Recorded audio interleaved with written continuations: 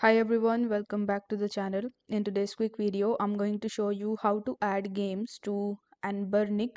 So in order to do it, you just have to simply follow these steps. First of all, you need to install SFTP client.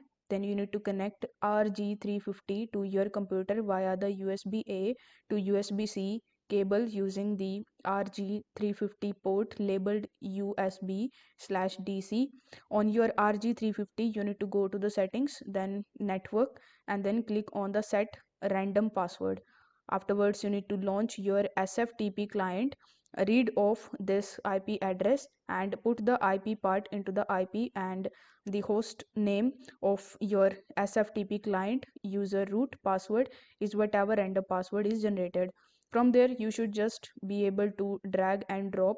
Files can mostly just go anywhere, but mostly um, this person like to keep them in their media slash data slash roms directory. So you just have to simply follow these steps, and you will be able to easily add games to your Anbernic.